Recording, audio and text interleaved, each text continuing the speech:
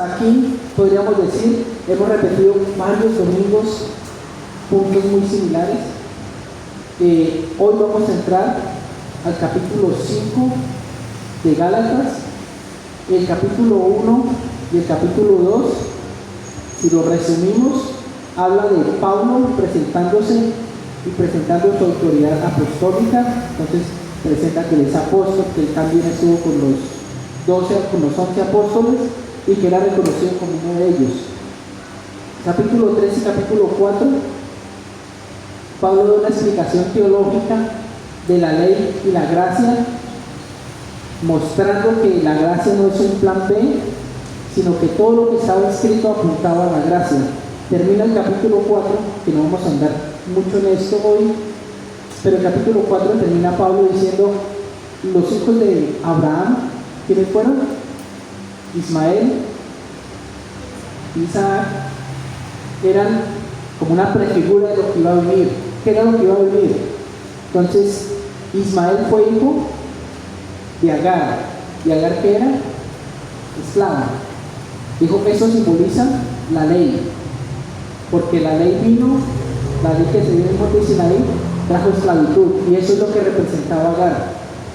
Pero la promesa, que era la voluntad de Dios, que fue Isaac, esa es la libre, y la libre es el plan de Dios, no es el plan B, es el plan de Dios. Agar vino por causa de voluntad humana, pero Isaac por voluntad de Dios. Y termina Pablo diciendo: y es normal que la esclava persiga a la libre, porque los de la ley estaban persiguiendo a los que se llamaban cristianos. Termina el capítulo 4. Entonces, capítulo 3 y capítulo 4, explicación teológica de la ley y la gracia, haciendo énfasis en que la gracia siempre, desde el principio, estuvo en el plan de Dios, y que era el único plan de Dios: salvar por gracia, sin necesidad de un mérito humano, porque la salvación no se puede ganar por obras. Capítulo 5 y capítulo 6, ya entra Pablo en la recta final de todo lo que escribió, y va a ser muy entretenido estos domingos, porque es teología aplicada.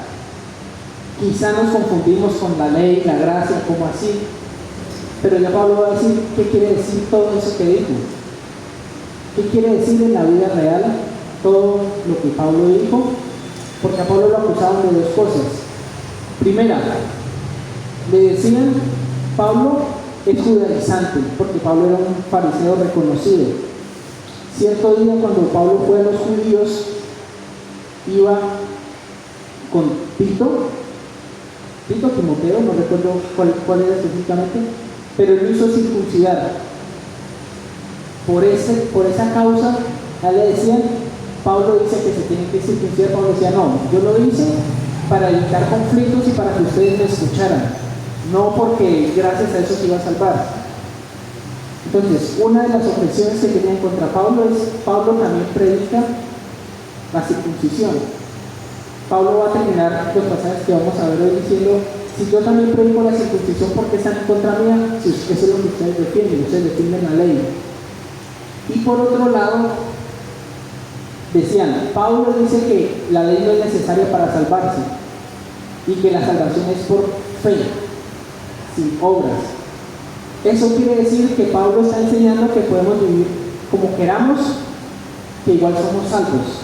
Y Pablo dice: no, un momentico, tampoco estoy diciendo eso. Y ya en este capítulo 5, capítulo 6, va a empezar a mostrar qué es lo que él ha estado enseñando. Entonces, vamos a orar. Señor, te damos gracias por este tiempo en que podemos estar delante de ti. Tú conoces, Señor, nuestra condición, tú conoces nuestros corazones. Señor, y te rogamos que tu Espíritu Santo arda en nosotros, que nos dé luz, que nos dé vida, que nos exhorte, que nos anime, que nos consuele. Habla a tu iglesia, Señor. y permítenos ser entendidos de tu buena voluntad, ser estados, Señor, por amor a vivir tu palabra. Te pedimos, Señor, que nuestro corazón esté dispuesto para escuchar tu palabra, recibirla, guardarla en nuestro corazón. Y te rogamos, Señor, limpia nuestras vidas mientras somos expuestos a tu palabra, que tu Espíritu Santo haga su obra en nosotros, Señor. Dirígenos, guarda nuestras mentes, nuestros razonamientos, que seamos guiados por ti. Lo rogamos en Cristo Jesús. Amén. Capítulo 5. Vamos a empezar a ver la teología de la gracia aplicada. Lo primero que va a hacer Pablo, y que era bastante extraño en ese tiempo, era hablar de libertad. ¿Por qué era extraño? Porque la mayoría de las personas eran esclavos, humanamente. Era muy común ver esclavos, o si no era esclavo, tenían esclavos. Entonces todos estaban contextualizados con algo que ver con la esclavitud. Y mucho más aún, los que quizás decían, no soy un esclavo ni tengo esclavo, humanamente eran esclavos del pecado. Y lo primero que va a hacer Pablo es decir, una aplicación de esta teología de la gracia es la libertad en Cristo. ¿Qué es la libertad? ¿Qué entendemos normalmente por libertad?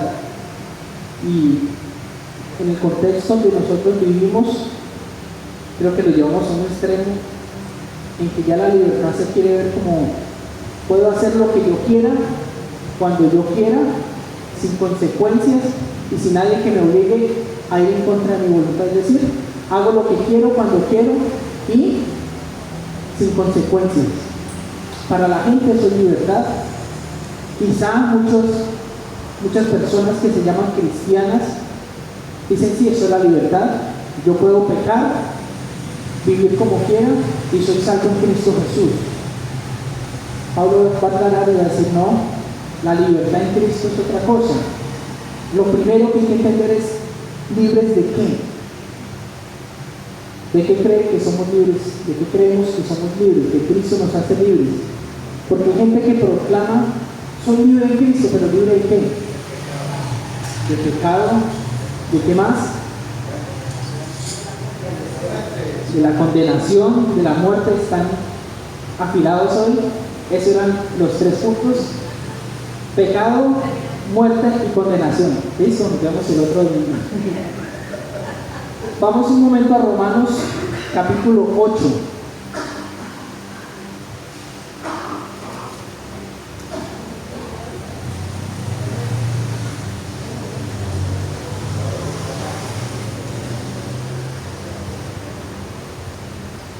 Romanos capítulo 8, versículos 1 y 2. Dice, por consiguiente, no hay ahora condenación para los que están en Cristo Jesús, los que no andan conforme a la carne, sino conforme al Espíritu.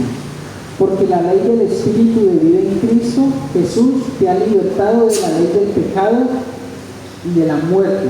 ¿De qué nos ha libertado el Señor por medio de su Espíritu? De la ley del pecado y la muerte. Recordemos, esa ley del pecado es aquello que Pablo habla también en Romanos, diciendo, hay una ley en mí en que yo quiero hacer lo bueno, pero termino haciendo lo malo. No podían dejar de pecar las personas, y Pablo lo que dice es, somos libres de eso. No quiere decir que no tenga influencia, pero no soy esclavo, es decir, podemos obedecer al Señor por medio del Espíritu Santo. Entonces, la ley del pecado y de la muerte es lo primero de lo que nos está libertando el Señor. Vamos a Juan capítulo 8,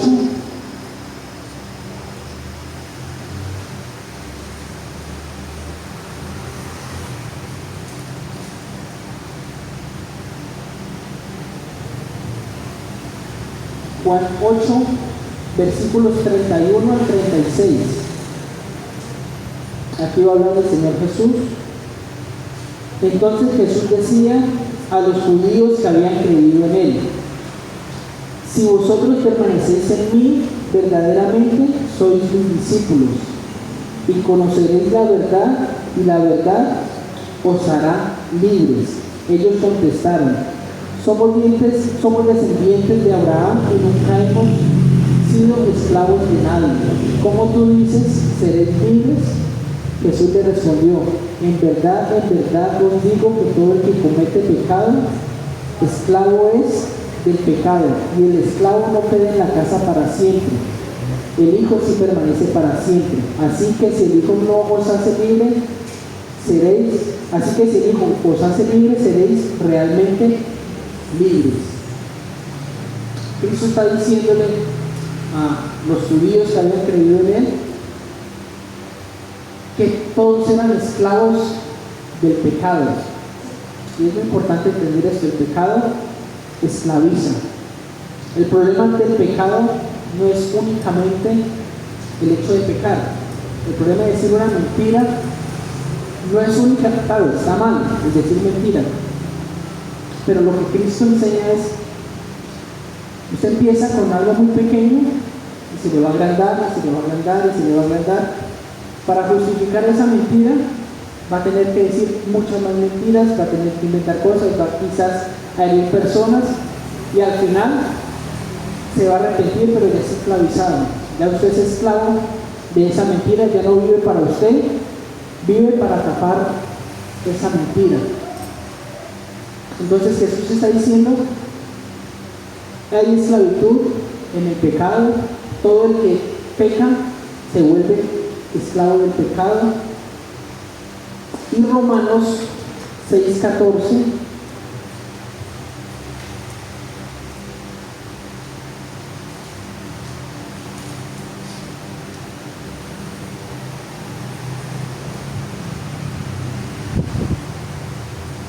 porque el pecado no tendrá dominio sobre vosotros, pues no estáis bajo la ley, sino bajo la gracia. Algo muy importante, Pablo está diciendo que el pecado no tendrá dominio. ¿Sobre quién? Sobre los que están bajo la gracia. No tendrá dominio. Entonces, el pecado no tiene dominio sobre nosotros. Los Gálatas estaban siendo acusados de incumplir el estándar de Dios según los judaizantes. Los judaizantes que decían: ¿qué es lo que el Señor espera del ser humano? Que cumpla la ley de Moisés, que cumpla los 10 mandamientos. ¿Qué hacían los cristianos en ese tiempo? Que no eran judíos, que no tenían ni idea de la ley, creían en Cristo. Y ya, no más. Llegaron los judíos, le dijeron: no, un momentico, a ustedes les falta algo. El estándar que Dios estableció tiene que ver con la ley. Entonces, primero, si no está circuncidado, tiene que circuncidarse, tiene que empezar a guardar estas fiestas, tiene que empezar a guardar estos días. Y Pablo les dice: los van a esclavizar. Ustedes venían de ser esclavos del pecado y ahora van a ser esclavos de ritos y de legalismos que en nada les van a aportar para salvación. Se sentían acusados en su conciencia de que no estaban haciendo lo necesario para salvarse. Esa acusación que tenían contra ellos, ¿cómo los hacía sentir? No estaban seguros, no estaban firmes. Entonces, es muy importante tenerlo presente. El estado de la iglesia era de no incredulidad, sino de duda, de decir: ¿será que sí es suficiente por lo que Pablo nos enseñó? ¿O será que le faltó explicarnos lo que nos están explicando estos maestros que llegaron? Y todos están de acuerdo y todos nos dicen lo mismo. Entonces había duda, había inquietud. Y un punto crucial: la libertad cristiana no tiene la misma lógica en su aplicación. De hecho, Pablo era libre ¿Creemos que Pablo era libre? Sí. ¿Y cómo se presentaba Pablo? Esclavo. Pablo decía, siempre, dice, si usted quiere seguir la ley, usted se va a volver esclavo de la ley y va a darle la espalda a Cristo. Y Pablo cuando escribía las cartas, el común denominador es, yo soy esclavo del Señor, yo soy esclavo del Señor. Así que la libertad cristiana no es ese permiso para hacer y deshacer, sino es quitar el dominio del pecado de nosotros para que voluntariamente nos acerquemos al Señor, para que podamos acercarnos a Él y entregar nuestra vida a Él. Esa es una facultad que nos da el Señor para someternos a Él. Vamos a 2 Corintios 3:17.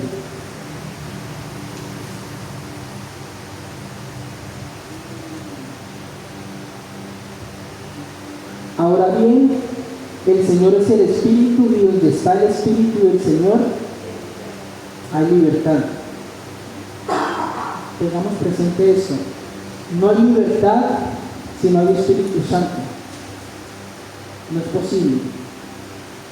Teniendo esto en cuenta, que es la libertad lo que nos está llamando el Señor, ahora sí vamos a Gálatas capítulo 5, versículo 1. Para libertad fue que Cristo nos hizo libres. Por tanto, permaneced firmes y no os sometáis otra vez al yugo de esclavitud. Pablo está diciendo cuál fue el propósito del Señor en toda su obra de redención, de sacrificio, de perdón, de justificación. Traernos libertad, y debemos mantenernos firmes en la libertad. Porque Pablo les dice que tienen que mantenerse firmes en la libertad, porque ellos en ese momento estaban dudando, estaban sintiendo, quizás no estoy cumpliendo el estándar de Dios. Entonces, si no cumplo el estándar de Dios, no soy salvo. Si estoy desobedeciendo en estos ritos, no soy salvo, porque no estoy cumpliendo el estándar de Dios. Pablo les dice, su libertad fue ganada por Cristo. Fue asegurada cuando recibieron al Espíritu Santo.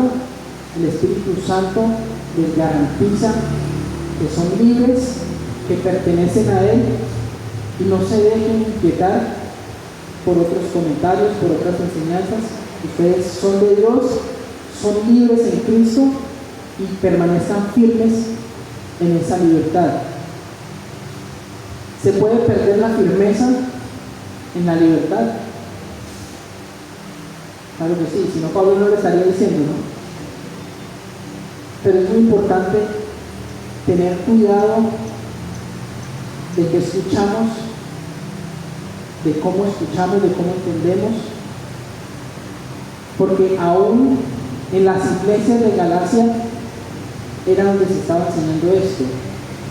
Es decir, una persona de esas comunidades decía, voy a reunirme con mis hermanos, y iban y se reunían y eran confundidos, estando en la iglesia. Entonces debemos tener cuidado de que escuchamos, cómo filtramos la información.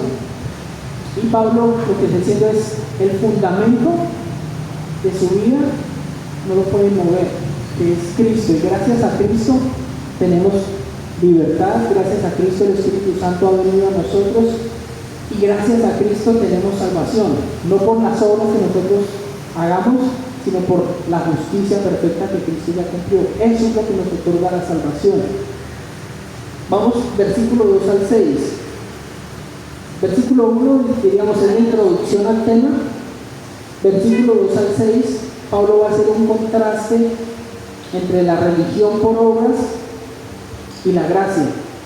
Un predicador decía, la gente dice, hay muchas religiones en el mundo. Decía, solo hay dos. Una, que dice usted tiene que ganarse la salvación. ¿Cómo se la gana? No peque, ore, medite. Cualquier religión del mundo normalmente va a enseñar sus buenas obras los salvan. Sus buenas obras los salvan. Decía solo hay dos religiones: una, la que enseña mérito para ganarse la salvación, y dos, la que enseña gracia, la que se recibe la salvación por gracia, y esa es la que ofrece Cristo. Esa es la salvación bíblica, la que da salvación por gracia. Entonces vamos, versículos 2 al 4 nos va a mostrar el contraste de la religión. Mirad, yo Pablo os digo que si os dejáis circuncidar, Cristo de nada os aprovechará. Y otra vez testifico a todo hombre que se circuncida, que está obligado a cumplir toda la ley.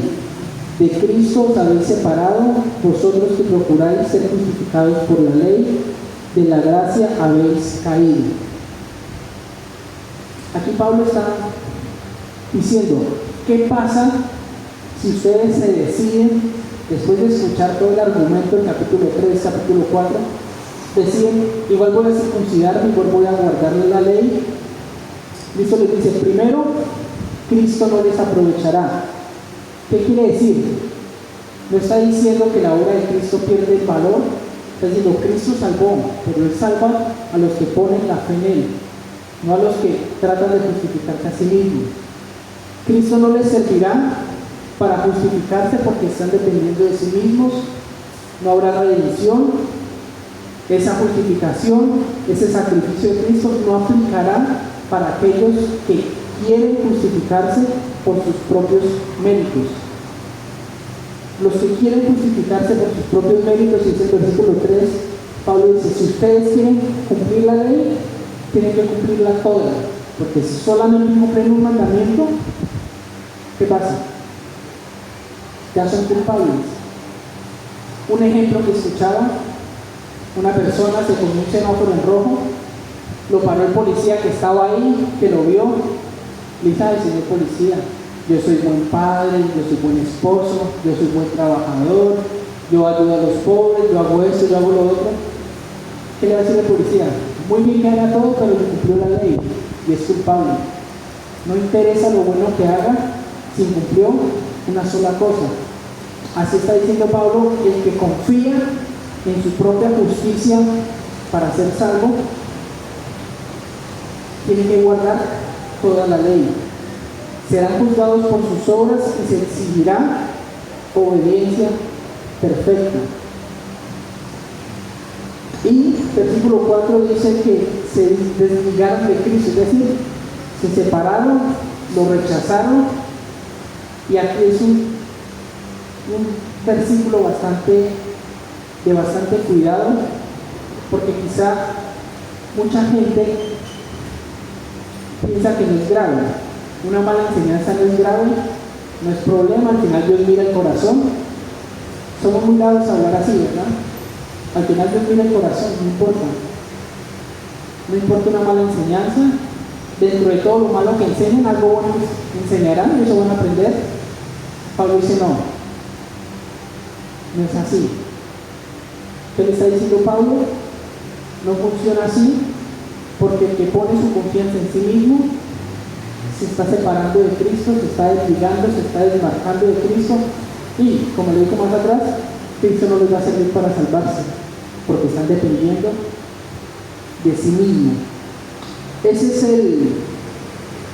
el mapa que Pablo hace de las obras. Ahora vamos a mirar la gracia, versículos 5 y 6. Pues nosotros, haciendo la claridad, Pablo está diciendo: el que pone su confianza en las obras se desvió de Cristo, ¿sí? Diríamos, el cristiano se desvió de Cristo. No, Pablo está diciendo: pero los que son libres, entonces va a explicar: pues nosotros por medio del Espíritu esperamos por la fe la esperanza de justicia, porque en Cristo Jesús ni la circuncisión ni la incircuncisión significan nada, sino la fe que obra por amor. ¿Por medio de qué habla Pablo? Versículo 5. La fe, y antes de la fe dice algo: por medio del Espíritu Santo. Primero es el Espíritu Santo. Cuando hay Espíritu Santo hay fe, Cuando hay fe, pues ya viene el amor. Entonces, pues nosotros por medio del Espíritu esperamos por fe la esperanza de justicia. En cuanto a la gracia, Pablo está mostrando la contraparte. Es por medio del Espíritu Santo la esperanza de justicia en Cristo Jesús. Iremos un poquito más atrás en Gálatas capítulo 4, versículos 6 y 7.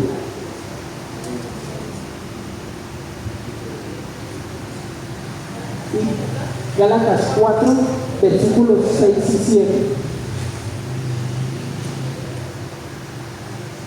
Y porque sois hijos, Dios ha enviado el Espíritu de su Hijo en nuestros corazones, clamando, Abba Padre. Por tanto, ya no eres siervo, sino hijo, y si hijo, también heredero por medio de Dios. Algo que es muy importante: para ser libres, solamente lo podemos hacer por medio del Espíritu Santo. Si vemos el contraste de las obras versus la gracia, lo que está diciendo Pablo es que usted se va a volver esclavo de cumplir y cumplir y cumplir, y dejó de mirar un momento y ya cumplió 10 mandamientos y ya condenado. ¿Cómo se van a sentir las personas que están en eso? Que quieren justificarse a sí mismas, que son tan estrictas, pensando que eso los va a salvar. Va a haber frustración. ¿Cómo se va a sentir aquel que explotó en su casa, destruyó a su familia? Va a decir pequé y no hay salvación y no hay esperanza.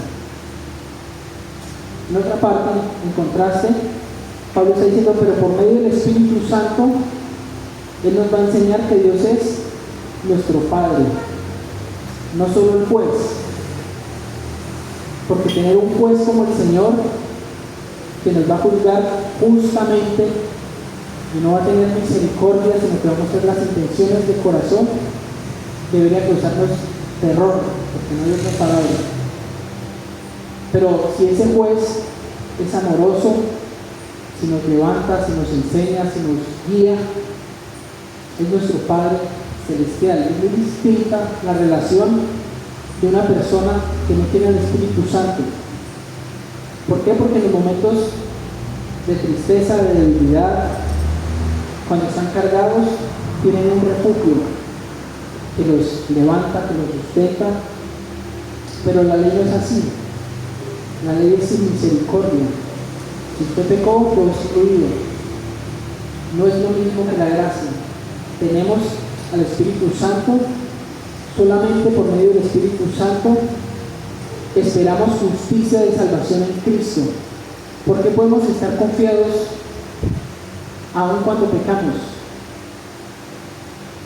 Porque el Espíritu Santo nos va a recordar, fue por las obras de Cristo, fue por las obras de Cristo, no por nosotros. Lo hemos repetido mucho, pero también hay que entender, aceptar que todas estas cosas están en nosotros. Muchas veces la gente, después de pecar, los cristianos, hablando de los cristianos, entonces decimos, tengo que ganarme el perdón de Dios. Ayuno una semana, me levanto a orar, estudio juicioso, y nos volvemos, entre comillas, más dedicados a las cosas de Dios. ¿Por qué? Porque decimos o pensamos, me tengo que ganar el perdón de Dios. Estoy lejos del Señor, entonces voy a participar más de las actividades. No estoy diciendo que no debemos hacer esto, pero el propósito no debe ser, voy a ganarme el perdón. No, somos perdonados en Cristo Jesús para siempre, como lo vimos la semana pasada en Hebreos, que con un solo sacrificio hizo perfectos para siempre a los santificados. Entonces, el Espíritu Santo trae seguridad, el Espíritu Santo trae esa convicción, aunque nos convence de nuestro pecado, también nos consuela. Y eso es muy interesante, porque muchas veces nosotros queremos solamente señalar y es que la gente se tiene que sentir mal, porque si no, no se arrepiente.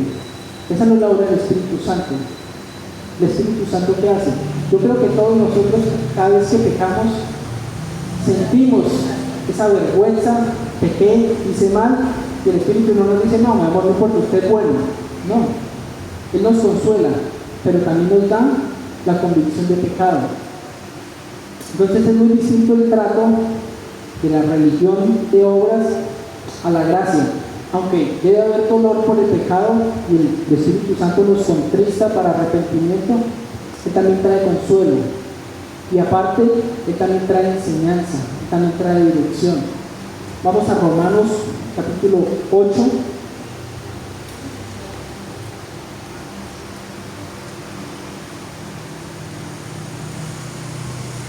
Del 14 al 16.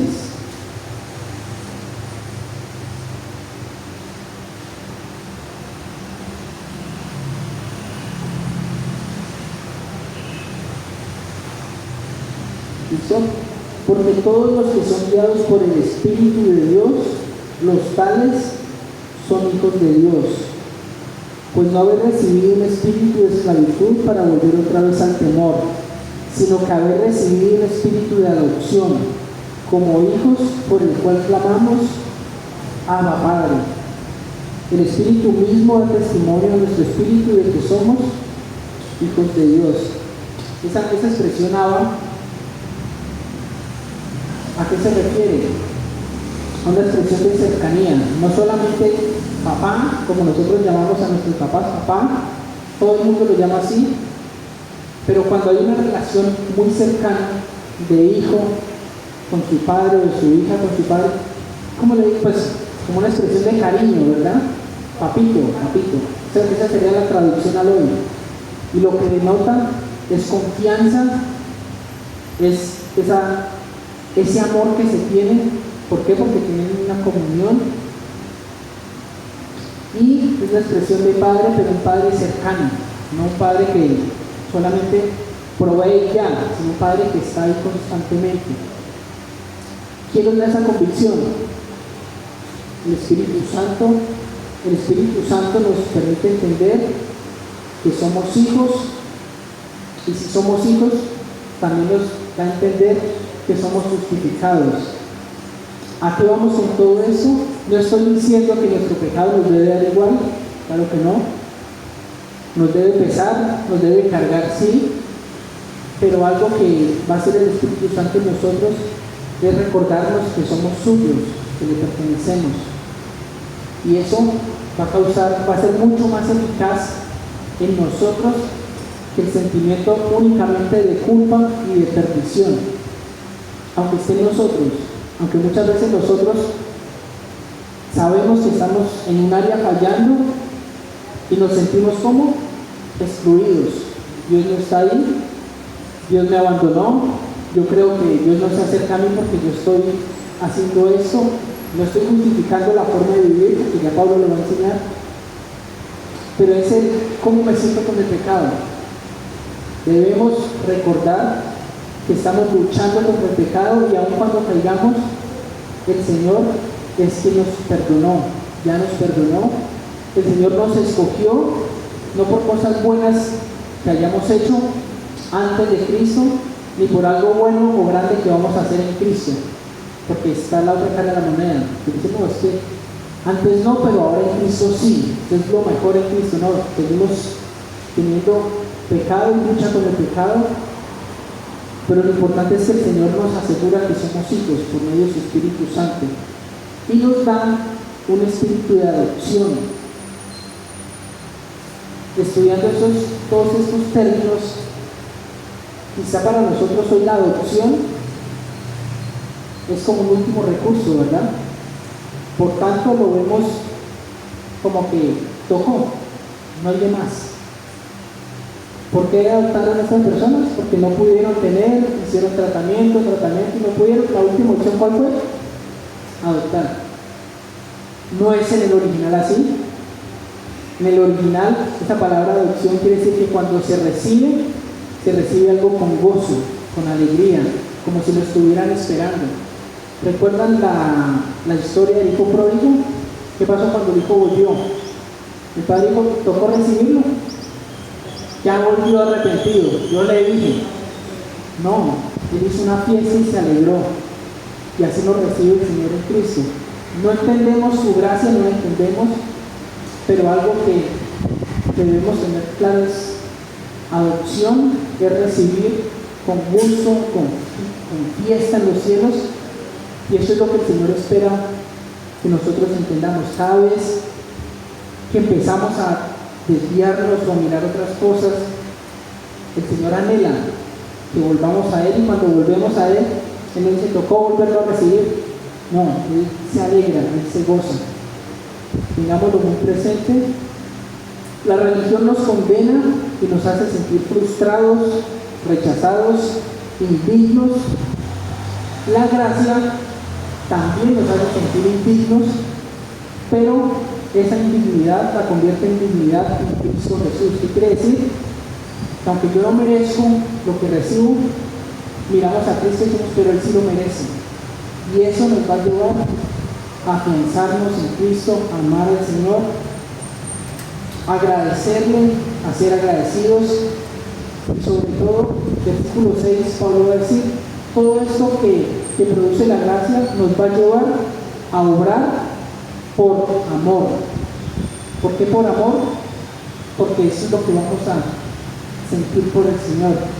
No es solamente como un juez, sino es mi Padre cercano. ¿Cómo lo voy a amar? Cuando empiece a ver mi pecado, voy a ver la pureza de Cristo. Cuando vea mi capacidad, voy a ver la capacidad de Cristo, y que aún así decidió acercarnos a Él. Por medio de Cristo soy recibido con gozo, y nuestra esperanza de justicia es Cristo Jesús. Ahora, esto quiere decir, que era lo que le criticaban a Pablo, esto quiere decir que un cristiano puede vivir como quiera.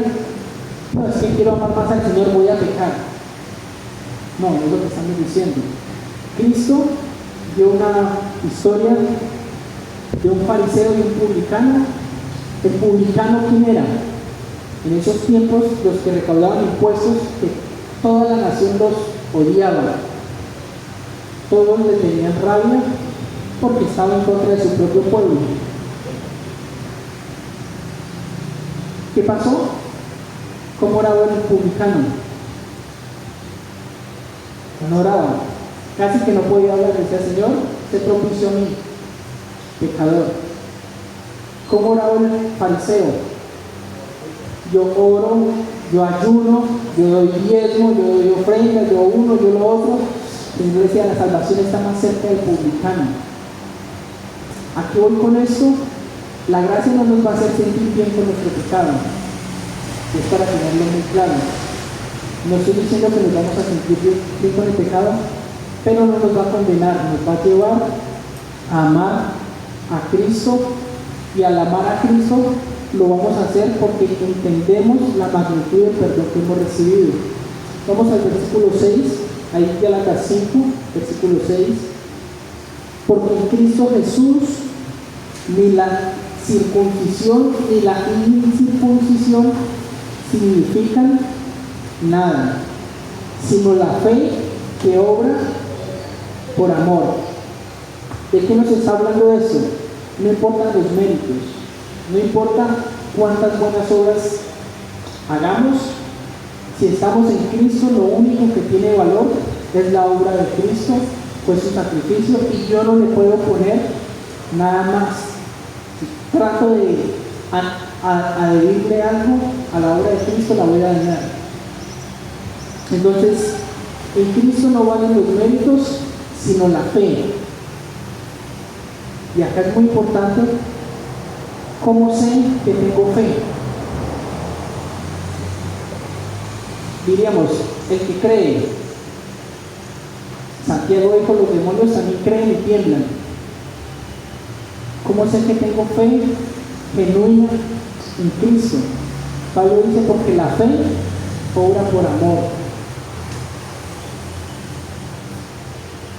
Deben haber obras por amor, causadas por el amor del cristiano, deben haberlo.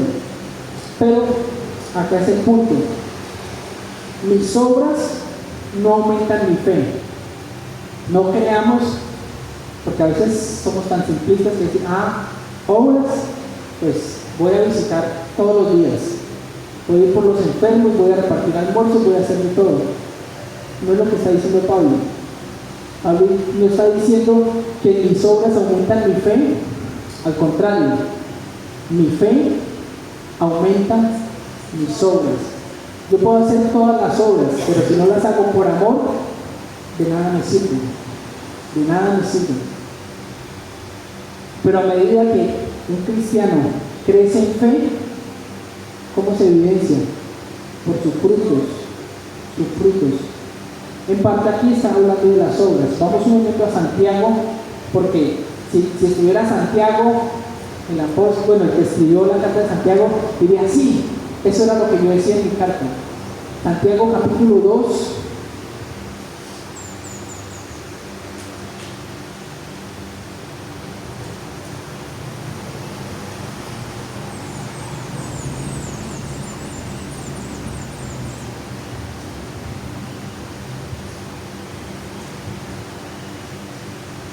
Santiago 2, del 14 al 19.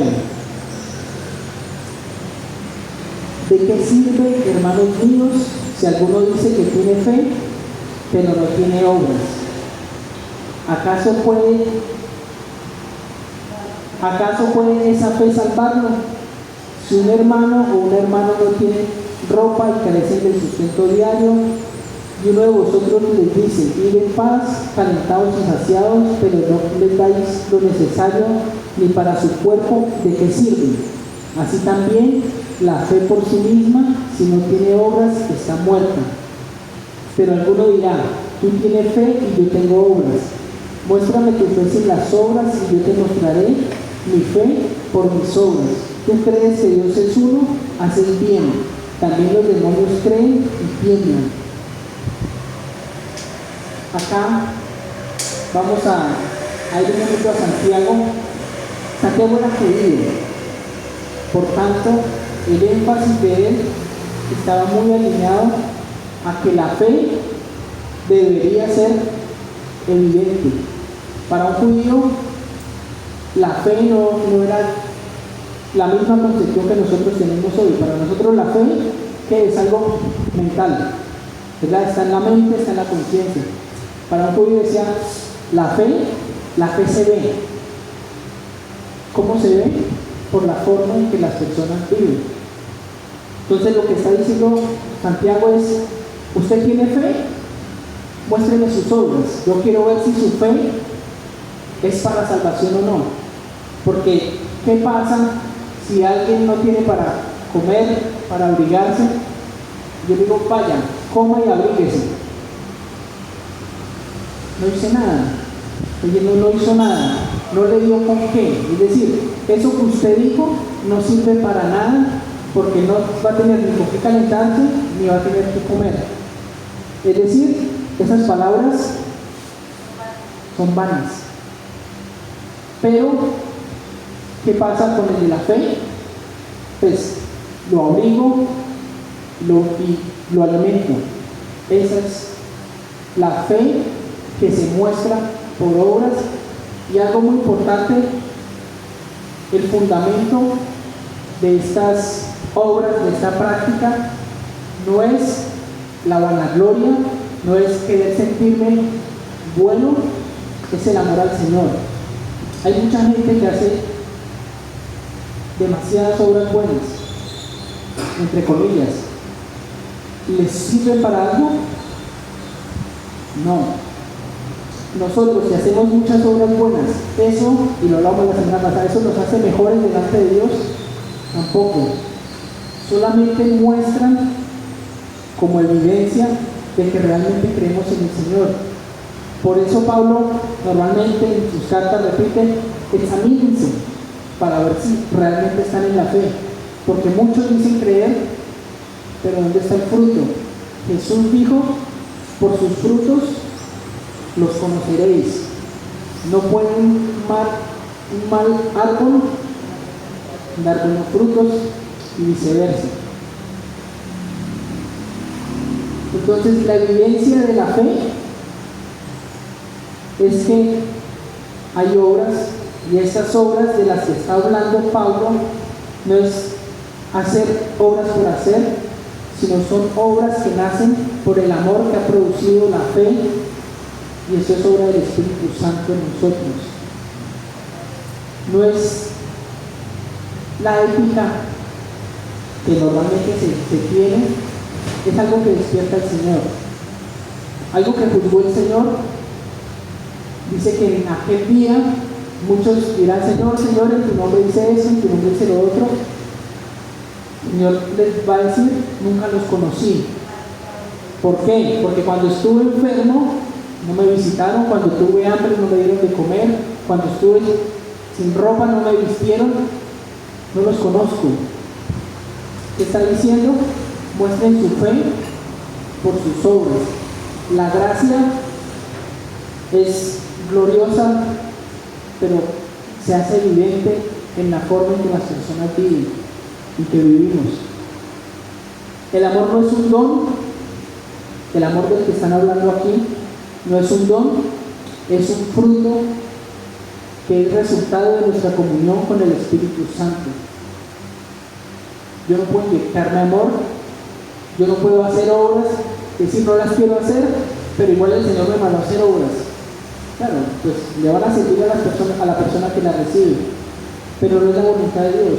La voluntad que Dios espera de nosotros es que nuestra comunión con Él nos aumente en fe, nos aumente en amor, haya esa misericordia que había en Cristo en nosotros, y esa misericordia nos lleve a obrar. No querer figurar, no querer mostrarme como bueno, sino el Señor en nosotros mostrando misericordia. Entonces, el amor no es un don, sino un fruto, un resultado de nuestra comunión con Dios en el Espíritu Santo. Las obras fluyen del interior. El amor, la misericordia, no de mi moral, sino de mi conocimiento de Cristo, de una fuente de vida. Tengamos muy presente eso. No estamos diciendo aquí, aunque si lo hacemos no está mal, salgamos a visitar, busquemos hambrientos y demos. El enfoque del que no está viviendo esto no debe ser necesito obras. No, el enfoque es necesito el Espíritu Santo, necesito crecer en comunión con el Espíritu Santo para que Cristo sea formado en mí. Cuando Cristo es formado en nosotros, se evidencia por medio de estas obras que nacen por amor. La gracia no es un cambio de conducta, y es muy importante, ni es un cambio de obras, es un cambio de corazón. No es que si yo no le hago a nadie, ahora como soy cristiano le voy a dar a todos. Pues debería darse, ¿no? Pero no son las obras en sí, es el proceso que lleva a las personas, al cristiano, a efectuar las obras, y es un cambio de corazón producido por el Espíritu Santo. Es un cambio de corazón, sensibilidad al pecado, gozo en el Espíritu Santo, que aún cuando hay tristeza, decepción, incertidumbre, tenemos consuelo, y ese consuelo que recibimos nos hace misericordiosos para consolar al que está pasando por lo que ya hemos vivido. Y esas son las obras de las que el Espíritu Santo o el Señor está hablando en este pasaje. No es salir a hacer obras. Si no estoy teniendo una vida que muestra fe, no necesito ir a hacer obras, necesito ir a conocer al Señor, porque solamente esas son válidas, las que se producen por el Espíritu Santo en nuestro corazón, y no las que nuestra moral quiere mostrar. No nos ganamos el perdón, sino que gritamos: Padre amado, te necesito. Y es importante esa comunión que tenemos con el Señor. Siempre nos vamos a sentir indignos toda nuestra vida, pero ese pecado que vamos a tener toda nuestra vida nos hace entender nuestra dependencia de Dios. No nos va a frustrar, Humanamente, sí, nos va a hacer sentir totalmente indignos, pero nos va a hacer tener en mayor estima el sacrificio de Cristo. Dicho esto, Pablo está diciendo, la gracia produce obras por fe, por medio del Espíritu Santo. La ley produce muchas obras, pero no son generadas por amor, sino por obligación. Y algo que tengamos muy presente, no es que ve a alguien en necesidad, no es que no siento ayudarlo, no lo voy a ayudar, que si podemos ayudémoslo. Pero como iglesia no podemos obligar a. Acá no vamos a decir, a partir de hoy se prohíbe esto en la comunidad, no. De nada sirve, eso es legalismo. ¿Por qué? Porque eso lo único que va a producir es frustración e hipocresía. El único que puede cambiar la conducta, que puede modificar lo que estoy mostrando, es el Espíritu Santo en nosotros. Vamos a versículos 7 al 12. Aquí avanzamos rápido, vamos a detenernos mucho. Gálatas 5, del 7 al 12. Versículo 1 fue la introducción. Versículo del 2 al 6 está dando el contraste entre la ley y la gracia. Versículo 7 al 12. Vosotros podréis bien, ¿quién os impidió obedecer a la verdad? Esta persuasión no vino de afectos llama. Un poco de levadura fermenta toda la masa. Yo tengo confianza respecto a vosotros en el Señor, de que no optaréis por otro punto de vista, pero el que os perturba llevará su castigo quien quiera que sea. Pero yo, hermanos, si todavía predico la circuncisión, ¿por qué soy perseguido aún? En tal caso, el escándalo de la cruz ha sido abolido. Ojalá que los que os perturban también se mutilaran. ¿Qué está hablando Pablo aquí? Está dando advertencias. Primero les está diciendo que ustedes corrían bien. No les está diciendo que ustedes eran perfectos, que ustedes vivían en santidad 100%. No, ustedes habían entendido la gracia. Pero ¿qué les pasó?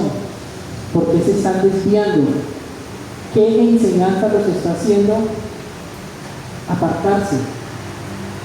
Algo que dice Pablo es, esas personas van a tener su condena, su juicio, su castigo, pero no nos exime a nosotros de nuestra responsabilidad de qué estamos escuchando. Pablo dice, yo confío en que ustedes van a entender y van a estar de acuerdo con lo que yo digo. ¿Por qué dice eso? Diríamos, él asumía que la iglesia estudiaba, que la iglesia entendía, que la iglesia tenía conocimiento y que iba a llegar a la verdad, que no se iba a dejar desviar.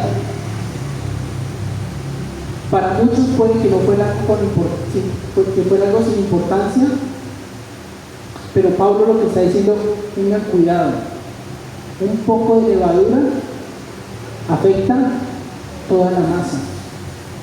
En Corintios usó la misma ilustración, un poco de levadura leuda toda la masa, para hablar de la iglesia, que les decía, ustedes están permitiendo cosas que no están bien, y eso que está permitiendo nos va a afectar a todos. Aquí está hablando cada persona, y está diciendo, por pequeña que parezca una enseñanza y que usted crea que no afecta, va a afectar completamente su vida con Dios. Entonces, lo primero que habla Pablo, versículo 7, mantener constantemente el Evangelio en nosotros. Les dice, corrían bien, pero ¿por qué se están desviando? Eso aquí nos llama a nosotros, todos los días. Evaluemos nuestras actitudes, porque muchas veces el pecado nos va a tratar de engañar. El pecado nos va a decir, usted como que no es cristiano. Usted mire, otra vez es lo mismo. No estoy diciendo que es normal el pecado, que es normal vivir en el pecado, no, pero es indudable que vamos a pecar todos los días, aunque como cristianos tratamos y nos esforzamos por parecernos a Cristo, pero el pecado no nos debe engañar al hacernos sentir fuera de la gracia. debemos mantener constantemente nuestra visión en Cristo, nuestros ojos en Cristo, para no ser desviados del Evangelio. Si yo miro a Cristo, todo pecado entiendo que Él pagó por él. Porque es importante esto. Hay muchos cristianos hoy viviendo con culpa. Cristo dijo algo importante, dijo: en los últimos días el amor de muchos se enfriará. ¿Por qué se enfriará? Porque se va a multiplicar la maldad. ¿Cómo causa eso que el amor de los cristianos se enfríe? Porque van a estar mirando a su alrededor y van a terminar enfriándose también. Tengamos cuidado a quién estamos mirando, miremos al Señor. Hay persuasiones que no vienen de Dios, aunque usen la Biblia, aunque suenen muy bonitas para nosotros. Todo lo que nos aleje de estos principios del Evangelio, dice Pablo, no viene de Dios. Debemos ser cuidadosos y celosos con lo que oímos y aceptamos. Y algo que nos demanda, y con esto termino, y es el conocimiento bíblico. ¿Cuál es la obra del Espíritu Santo? Cristo dijo: Él les recordará todo lo que yo les he enseñado. Es decir, el Espíritu Santo recuerda la palabra de Dios. Quiero crecer en el Espíritu Santo. Necesitamos Biblia, necesitamos estudiar, necesitamos ser dedicados en oración, pidiéndole a Él que nos dé entendimiento. Era el problema de allá. Pablo dice: yo espero que ustedes, por el conocimiento que tienen, pues estén de acuerdo con lo que les estoy diciendo.